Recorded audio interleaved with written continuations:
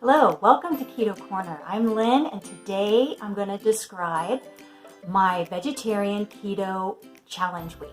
So I did a vegetarian version of keto for a week, and it was a really interesting experience. I have to say I wasn't feeling real good about it, and it turned out better than I thought. So what does that mean? Well, after every week I do a longer fast, and it is after this fast, usually in the 10 o'clock hour in the morning, that I will check my glucose and my ketones and come up with a Dr. Boz ratio. Now, I will leave a video on what the Dr. Boz ratio is all about in the show notes of this, so you can hear her explain that. But it is essentially giving me a good gauge as to what my insulin is doing, what I'm doing autophagy-wise.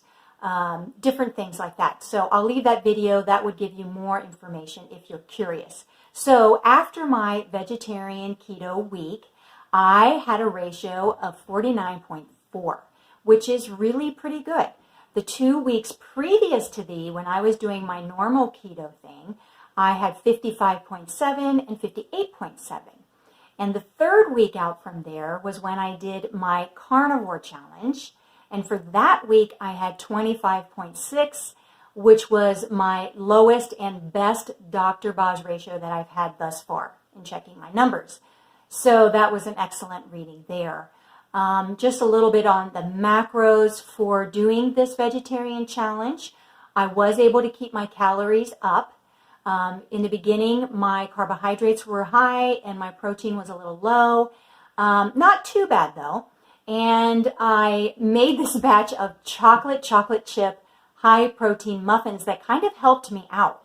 So I'm going to leave that recipe in the show notes too, in case you would ever want to try it. It did help me.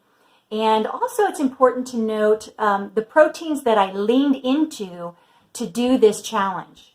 I ate eggs and dairy, mushrooms, hemp seeds, flax seeds, and I'm missing something, pumpkin seeds. Those were kind of the proteins that I leaned into to do this challenge. And it turned out okay. I will say that I enjoyed the food. I didn't find myself, I really thought I was not going to like it at all. It was going to be a hard week. That was what I was preparing myself for mentally, and it didn't really happen that way. I liked the food that I was eating just fine. It was fine. What did I experience? Well, for the first 2 days, I felt tired. And I thought, wow, how am I going to be feeling by the end of this week? But it did dissipate. And I think I got my protein up just a little bit higher, and that was the nudge that I needed. And so that was good. I did notice, though, after I started feeling more my normal self, that I was experiencing some menopause symptoms, which I have not been experiencing. And so I had a couple of nights where I woke up with a night sweat. And so it wasn't, I wouldn't say it was really dramatic or real serious, but I don't have it at all. So that I definitely took note of. And then I did lose a pound over the course of the week. I always check my weight before and after. I think in carnivore I lost a half a pound. So a little different, but kind of interesting there. The thing that I did miss was meat. I missed both the taste of meat and the fullness that meat gives me.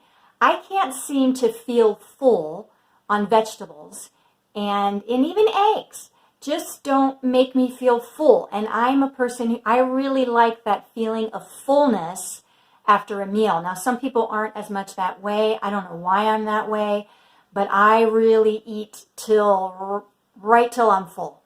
And then I'll stop. That's sort of my clue for me, my cue to stop eating. So that was challenging, trying to get to that place on this vegetarian style or way of eating. The other thing I will say, though, is that I have found eggs to be even more impressive than ever. Eggs are so nutritious. You know, when you're getting eggs from chickens that are outside, they're getting their food from the soil, little bugs and whatnot, and they're getting sunshine and fresh water. You know, these are really healthy eggs, and I just think eggs are really amazing, and there's so many things that you can do with them too, as I discovered during this week. And I thought it was interesting. I was listening to Dr. Berg talk about a new supplement that he has, an amino acid supplement, which is really good as you're aging, which is where, I'm at this point, in trying to keep protein up. So I was listening to him describe this, and he was talking about the utilization of different proteins and how breast milk is like one of those at the very top, and it's right around 50%. And eggs come in at 48%, which is really close to breast milk. And then meat and fish come in around 32%. I thought that was really interesting. Just another little vote for eggs. They're pretty amazing. And so I really valued them this week. And I kind of, because of eggs, came to the conclusion that I would coach someone wanting to do a vegetarian style of keto.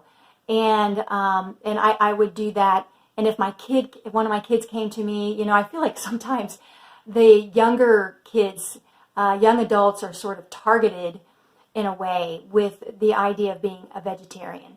And so if one of my kids came to me and said, I really want to be a vegetarian, if they were willing to really lean into eggs, and even some dairy, but eggs more so, I would be, not nearly as fearful as I was prior to this challenge. So I'm glad I did it. The other thing I would say, though, is that I couldn't coach someone trying to or wanting to do a vegan way of doing keto. I looked into it, and I read different eating plans, and I just thought, this is just going to come up short. The animal fats and animal proteins are just so valuable that I can't imagine not having some of that in the diet.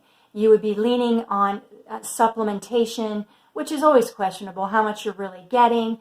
It's, assimilating supplements is not near going to be the same as assimilating actual food.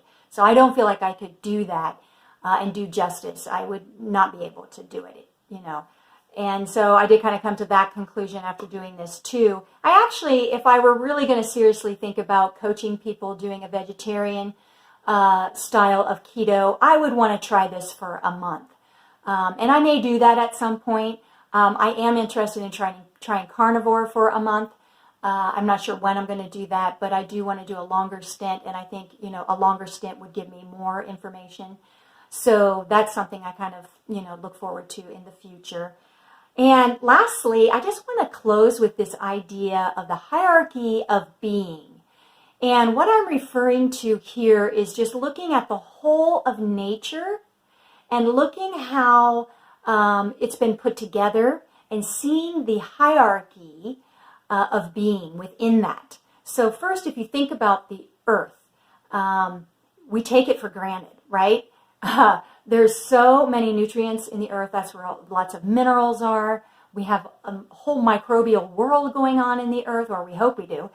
And it's this life that's in the earth that supports plants. So that nutrition in the earth gets assimilated into plant life.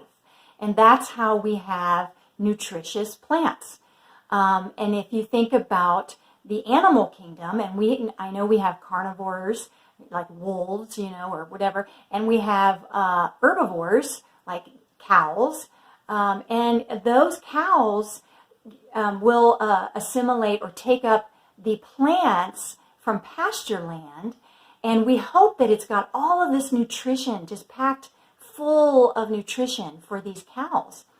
And they have a digestive system that is very complex. Basically 4 stomachs for the different ways in which the plant life needs to be digested.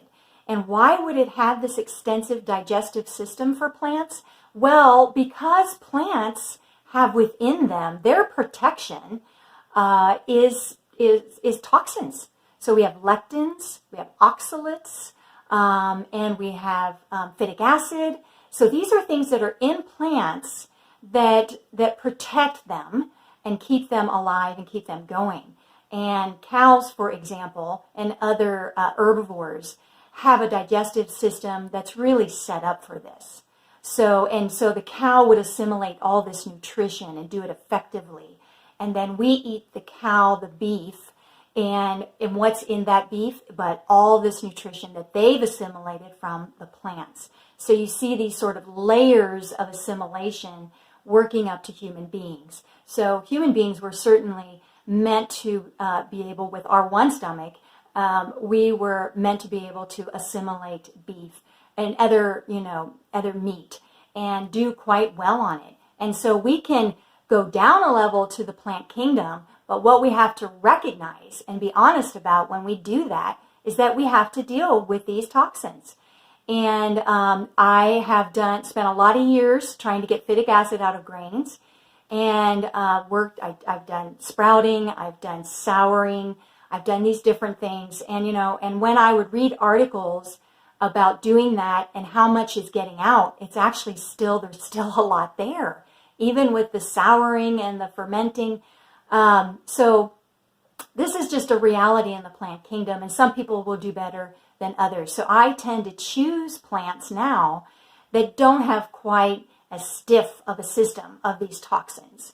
And I could talk more about that, but I just wanted to say that much, and to just see and to recognize too, lastly, just that the human beings are at the top, right? And so at the top, we see that we have a tremendous responsibility. We have a responsibility to animals. We have a responsibility to plants. We have a responsibility to the soil. We have to keep these things nurtured. And there's a certain balance or homeostasis in nature that all of these things need. And you could argue that we're not doing a very good job of nurturing all of this and being caretakers of all these kingdoms. And I think it's true. We have a lot of work to do, and we could be a lot healthier in many ways if we worked harder at recognizing the natural environment, the natural habitat for these different layers in this hierarchy of being. And so it's my hope, and this is one reason why I did want to try the vegetarian way of eating keto, because I love animals. But I think in all these different levels of this hierarchy, you see that death and life are a part of the story at every level, from the earth to the plants to the animals to human beings. It is just a part of our story. And it's really a beautiful story. And it's my goal to just make that story as beautiful as it can be. So I just wanted to leave you with that thought. Thank you for visiting today. If you have any comments about doing a vegetarian keto way of eating, I'd love to hear them. And if you have any questions, and thanks so much for visiting with me today. Bye.